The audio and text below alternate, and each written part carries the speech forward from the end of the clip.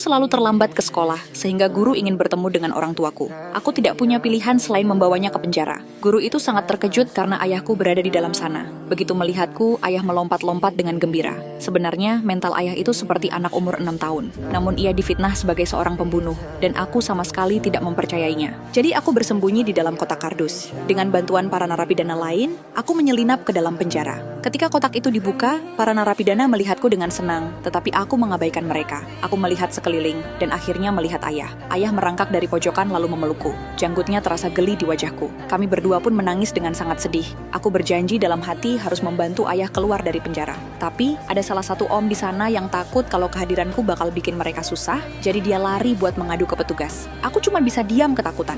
Benar saja, penjaga penjara langsung datang karena mendengar suara berisik. Aku pun terpaksa bersembunyi di balik pintu. Lalu aku memegang tangan om narapidana itu kuat-kuat. Sambil menangis, aku memohon supaya dia jangan bicara apa-apa ke petugas. Akhirnya, om itu kasihan dan membantuku bersembunyi. Aku langsung lari lagi ke pelukan ayah dan menyuruh ayah jangan berisik. Suasana yang tadinya tegang jadi penuh tawa di dalam sel. Aku pun tinggal di sana. Paman-paman di penjara baik banget.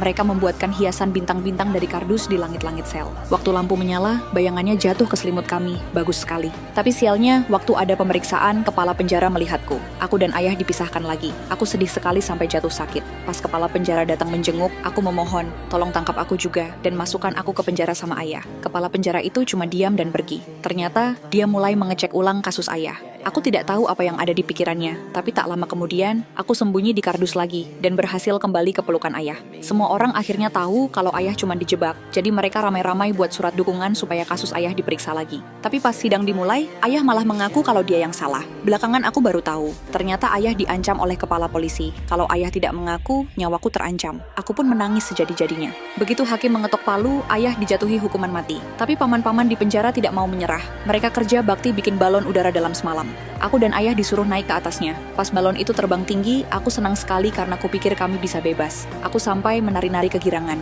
Tapi tiba-tiba, balonnya berhenti karena talinya tersangkut pagar penjara. Ayah dan aku cuma bisa diam melihat indahnya matahari terbenam untuk terakhir kalinya sebelum akhirnya tertangkap lagi. Hari saat ayah harus dihukum mati, ternyata pas dengan hari ulang tahunku. Ayah memberiku sebuah tas sekolah baru. Hadiah yang paling aku inginkan sejak dulu. Aku memeluk ayah erat-erat karena aku tahu ini adalah pertemuan terakhir kami.